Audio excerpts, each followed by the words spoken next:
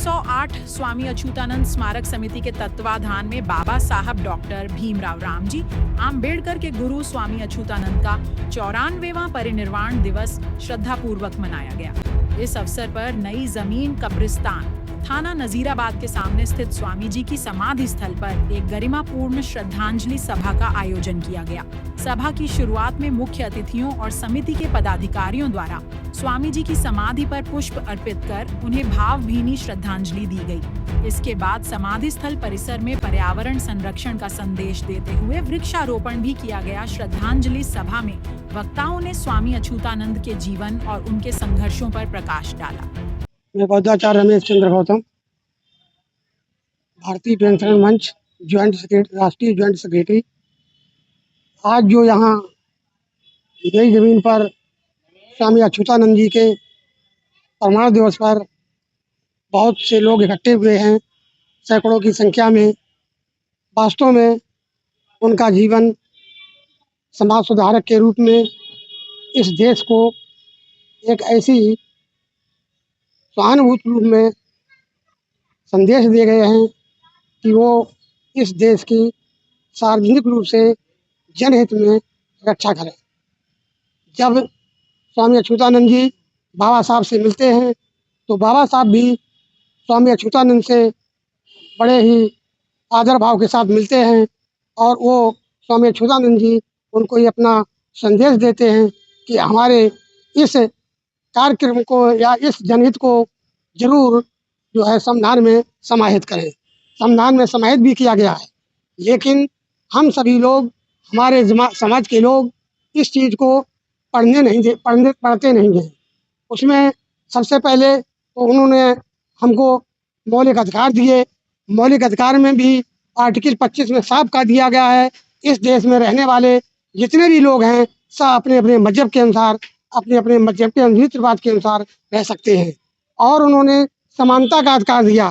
जो अच्युतानंद का कहते थे कि इस देश में सभी लोग समान हैं, तो बाबा साहब ने उस समानता के अधिकार को भी इस अपने संविधान में समाहित किया है।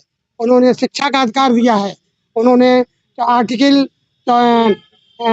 14 से 18 तक जो हमको समानता का अधिकार दिया था, और 18 से 19 से 22 तक शिक्षा का अधिकार दिया था, और 23 और 24 में जो हमारे छोटे छोटे बच्चे थे वो भी स्वामी अच्युतानंद जी ने कहा था इन बच्चों पर ज़्यादा बर्डन न डाला जाए और उनको सही रूप में, सही तरीके से हमें जो है नाबालिग होने से पहले उनको किसी भी काम पर न दिया जाए।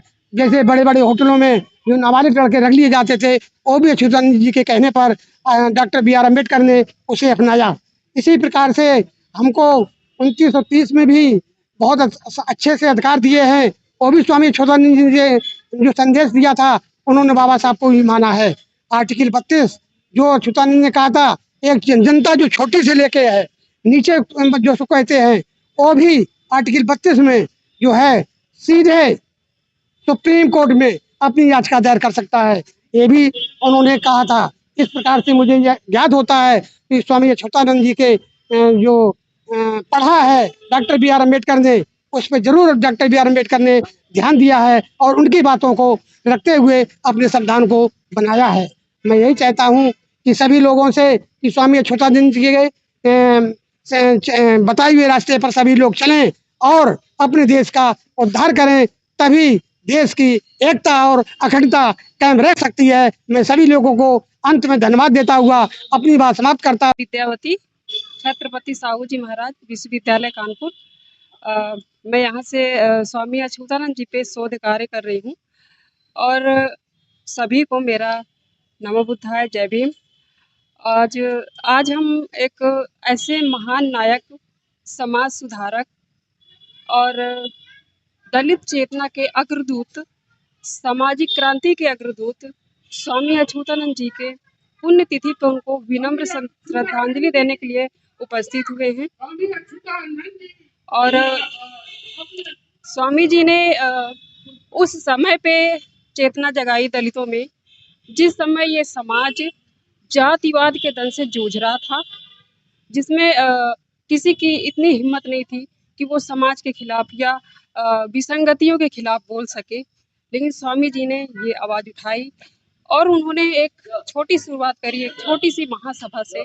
महासभा कब धीरे धीरे आंदोलन में बदल गई, ये तो जब हम उनके बारे में पढ़ेंगे तब जानेंगे, क्योंकि उनके बारे में बहुत सारी चीज़ें ऐसी हैं जो छुपा ली गई हैं। साहित्य में जैसे कि हिंदी साहित्य है, हम लोग पढ़ते हैं दलित साहित्य, लेकिन दलित साहित्य में भी उनको पीछे कर दिया गया।